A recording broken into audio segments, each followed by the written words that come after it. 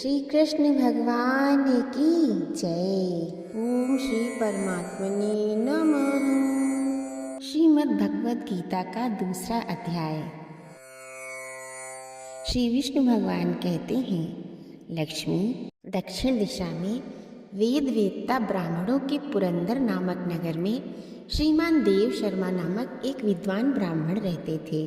वे अतिथियों के पूजक, स्वाध्यायशील, वेद शास्त्रों के विशेषज्ञ, यज्ञों का अनुष्ठान करने वाले और तपस्वियों के सदा ही प्रिय थे। उन्होंने उत्तम द्रव्यों के द्वारा अग्नि में हवन करके दीर्घ काल तक देवताओं को तृप्त किया, किंतु उन धर्मात्मा ब्राह्मण को कभी सदा रहने वाली शांति न मिली। वे परम कल्याण में तत्व का ज्ञान प्राप्त करने की इच्छा से प्रतिदिन प्रचुर सामग्रियों के द्वारा सत्य संकल्प वाले तपस्वियों की सेवा करने लगे। इस प्रकार शुभ आचरण करते हुए उन्हें बहुत समय बीत गया। तदंतर एक दिन पृथ्वी पर उनके समक्ष एक त्यागी महात्मा प्रकट हुए। वे पूर्ण अनुभवी, आकांक्षा रहित, नासिका के अग्रभाग पर दृष्टि रखने वाले तथा शांत चित्त थे। निरंतर परमात्मा के चिंतन में संलग्न हो वे सदा आनंद विभोर रहते थे। देव शर्मा तपस्वी को शुद्ध भाव से प्रणाम किया और पूछा, महात्मन, मुझे शांतिमयी स्थिति कैसे प्राप्त होगी? तब उन आत्मज्ञानी संत ने देव शर्मा को सौपुर ग्राम के निवासी मित्रवान का, जो बकरियों का चरवाहा था, परिचय दिया और कहा, वही तुम्हें उपदेश देगा। यह सुनकर देव शर्मा ने महात्मा के चरणों की वंदना की और समृद्धशाली सौपुर ग्राम में पहुंचकर उसके उत्तर भाग में एक विशाल वन देखा। उसी वन में नदी के किनारे एक शिला पर मित्रवान बैठा था। मित्रवान के नेत्र आनंद तिरेक से निश्चल हो रहे थे। वह अपलक दृष्टि से देख रहा था। वह स्थान आपस का स्वाभाविक वैर छोड़कर एकत्रित हुए परस्पर विरोधी जंतुओं से घिरा था। वहाँ उद्यान में मंद मंद वायु चल रही थी।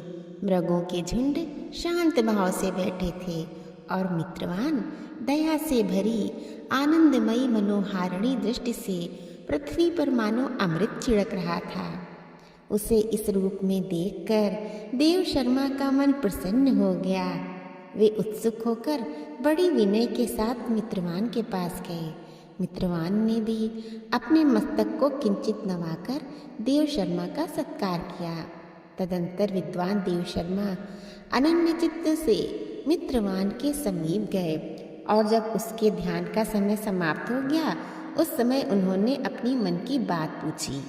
महाभाग, मैं आत्मा का ज्ञान प्राप्त करना चाहता हूँ। मेरे इस मनोरथ की पूर्ति के लिए मुझे किसी ऐसे उपाय का उपदेश कीजिए जिसके द्वारा सिद्धि प्राप्त हो चुकी हो। देव शर्मा की बात सुनकर मित्रवान ने एक क्षण तक कुछ विचार किया। उसके बाद इस प्रकार कहा, विद्वन, एक समय की बात है, मैं वन के भीतर बकरियों की रक्षा कर रहा था। इतने में ही एक भयंकर व्याघ्र पर मेरी दृष्टि पड़ी, जो मानो सबको ग्रस लेना चाहता था।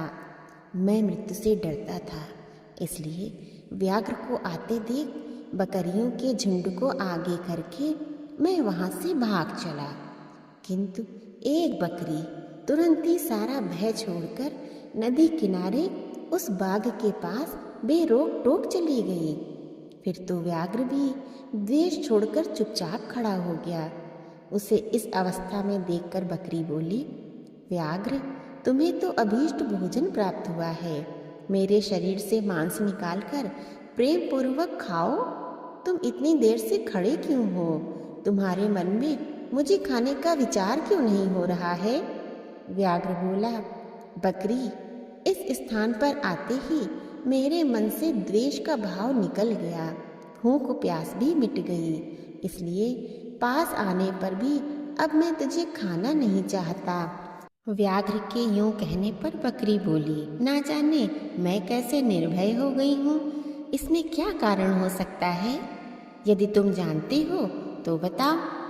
यह सुनकर व्याघ्र ने कहा, मैं भी नहीं जानता। चलो सामने खड़े हुए इन महापुरुष से पूछे। ऐसा निश्चय करके वे दोनों वहां से चल दिए।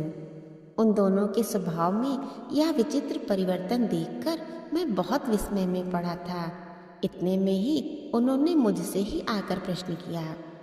वहाँ वृक्ष की शाखा पर एक वानर राज था। उन दोनों के साथ मैंने भी वानर राज से पूछा।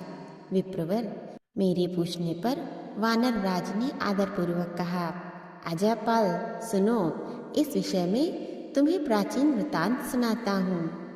यह सामने वन के भीतर जो बहुत बड़ा मंदिर है उसकी ओर देखो। इसमें ब्रह्मा जी का स्थापित किया हुआ एक शिवलिंग है। पूर्व काल में यहाँ सुकर्मा नामक एक बुद्धिमान महात्मा रहते थे, जो तपस्या में संलग्न होकर इस मंदिर में उपासना करते थे। वे वन में से फूलों का संग्रह कर लाते और नदी के जल से पूजनीय भगवान शंकर को स्नान कराकर उन्हीं से उनकी पूजा किया करते थे। इस प्रकार आराधना का कार्य करते हुए सुकर्मा यहाँ निवास करते थे। बहुत समय के बाद उनके समीप किसी अतिथि का आगमन हुआ।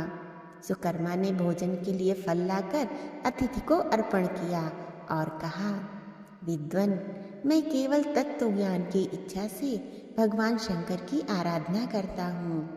आज इस आराधना का फल परिपक्व होकर मुझे मिल गया, क्योंकि इस समय आप जैसे महापुरुष ने मुझ पर अनुग्रह किया है। सुकर्मा के ये मधुर वचन सुनकर तपस्या के धनी महात्मा अतिथि को बड़ी प्रसन्नता हुई। उन्होंने एक शिलाखंड पर गीता का दूसरा अध्याय लिख दिया और ब्राह्मण को उसके पाठ एवं अभ्यास के लिए आज्ञा देते हुए कहा, ब्राह्मण, इससे तुम्हारा आत्मज्ञान संबंधी मनोरथ अपने आप सफल हो जाएगा। यूं कहकर वे बुद्धिमान तपस्वी सुकर्मा के सामने ही उनके देखते देखते अंतर ध्यान हो गए। सुकर्मा विस्मित होकर उनके आदेश के अनुसार निरंतर गीता के द्वितीय अध्याय का अभ्यास करने लगे।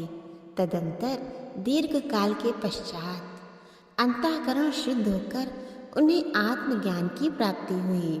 फिर वे जहाँ जहाँ गए वहाँ वहाँ का तपोवन शांत हो गया। उनमें शीत उष्ण और राग द्वेष आदि की बाधाएं दूर हो गईं। इतना ही नहीं, उन स्थानों में भूख प्यास का कष्ट भी जाता रहा तथा भय का सर्वथा अभाव हो गया। यह सब द्वितीय अध्याय का जप करने वाले सुकर्मा ब्राह्मण की तपस्या का ही प्रभाव समझो। मित्रवान कहता है, वानरराज के यूं कहने पर मैं प्रसन्नतापूर्वक बकरी और बाघ के साथ उस मंदिर की ओर गया। वहां जाकर शिलाखंड पर लिखे हुए गीता के द्वितीय अध्याय को मैंने देखा और पढ़ा। उसी की आवृत्ति करने से मैंने तपस्या का पार पा लिया है। अतः भद्रपुरुष, तुम भी सदा द्वितीय अध्याय की ही आवृत्ति किया करो। ऐसा करने पर मुक्ति तुमसे दूर नहीं रहेगी। श्री भगवान कहते हैं, प्रिय मित्रवान के इस प्रकार आदेश देने पर देव शर्मा ने उसका पूजन किया और उससे प्रणाम करके पुरंदर की राह ली। वहाँ किसी देवालय में पूर्वोक्त आत्मज्ञानी महात्मा को पाकर उन्होंने यह सारा वृत्तांत निवेदन किया और सबसे पहले उन्हीं से द्वितीय अध्याय को पढ़ा। उनसे उपदेश पाकर शुद्ध अंतःकरण वाले सुकर्मा प्रतिदिन बड़ी श्रद्धा के साथ द्वितीय अध्याय का पाठ करने लगे। तब से उन्होंने अनवद्य परम पद को प्राप्त कर लिया। लक्ष्मी, यह द्वितीय अध्याय का उपाख्यान कहा गया। बोलिए योगेश्वर श्री कृष्ण भगवान की जय।